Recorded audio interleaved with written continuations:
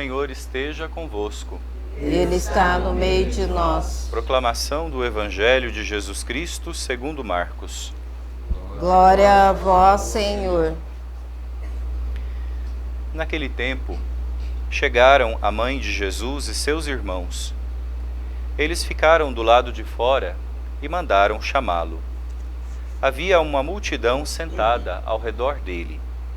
Então lhe disseram: tua mãe e teus irmãos estão lá fora à tua procura. Ele respondeu: quem é minha mãe e quem são meus irmãos? E olhando para os que estavam sentados ao seu redor, disse: aqui estão minha mãe e meus irmãos. Quem faz a vontade de Deus, esse é meu irmão, minha irmã e minha mãe. Palavra da salvação. Glória a vós, Senhor.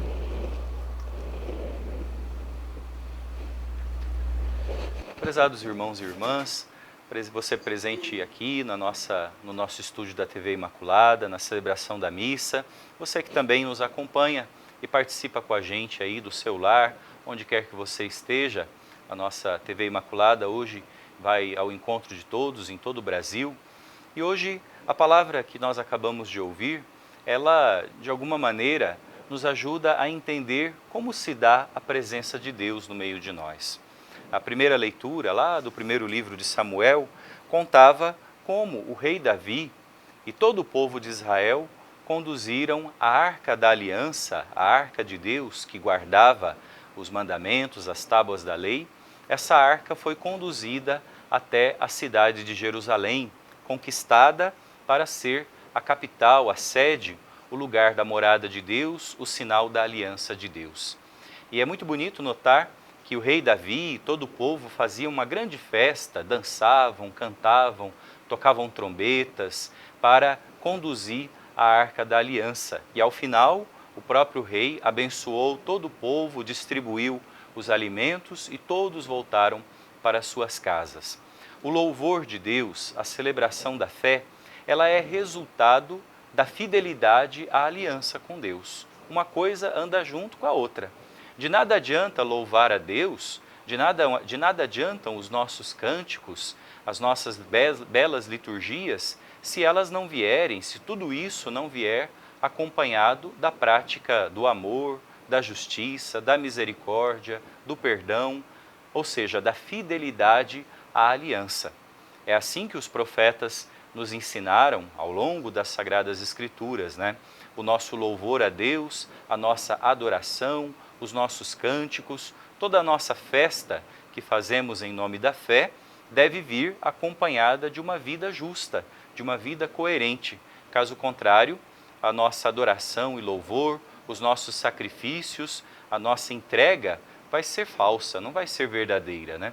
Será uma hipocrisia aos olhos de Deus. E Deus não aceita o louvor, Deus não recebe o sacrifício de quem na vida não põe em prática os seus mandamentos, não põe em prática a fidelidade à aliança.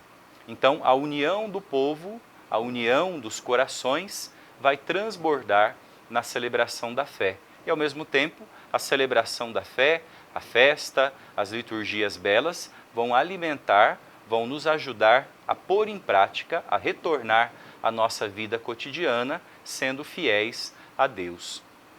É o que acontece no Evangelho que nós acabamos de ouvir.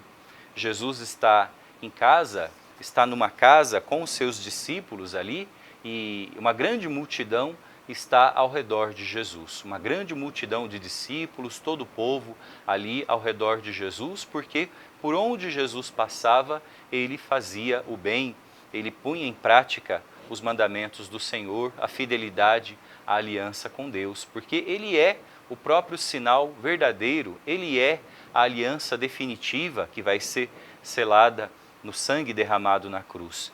E de repente ali chegam os parentes de Jesus. O Evangelho conta a mãe e os irmãos de Jesus.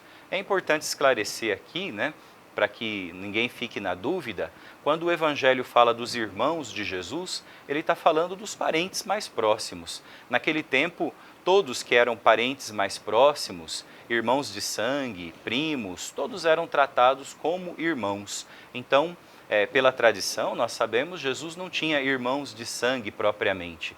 A Virgem Maria deu à luz a Cristo apenas.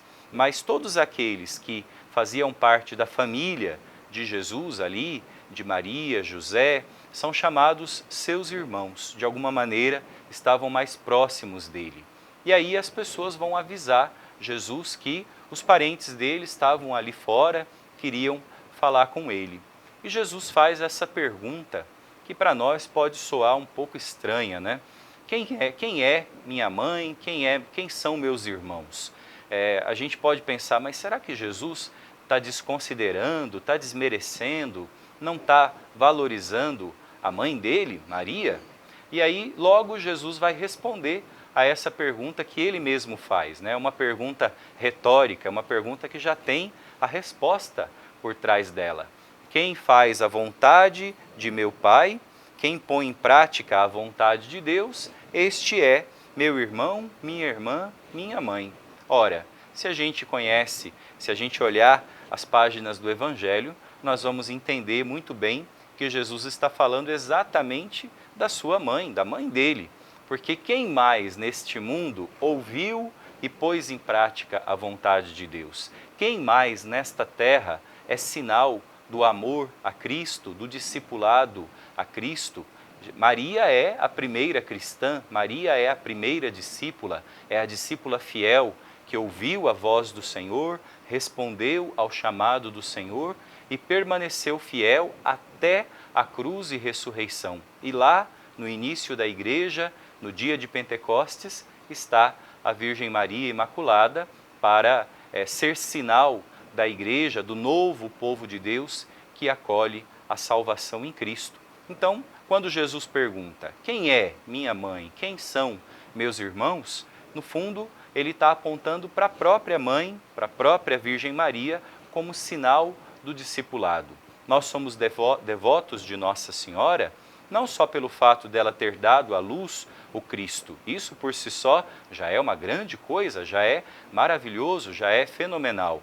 Mas somos devotos porque ela é sinal de fé, ela é para nós modelo de esperança, ela é para nós luz de Deus que vem nos guiar, estrela da evangelização.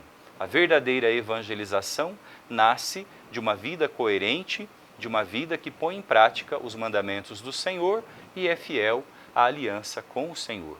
Nesta Eucaristia, então, trazendo nossas intenções, nossa vida diante do altar, vamos também renovar a nossa aliança com o Senhor, Ele que, no seu sangue derramado na cruz, selou para sempre esta nova e eterna aliança com Deus. Amém.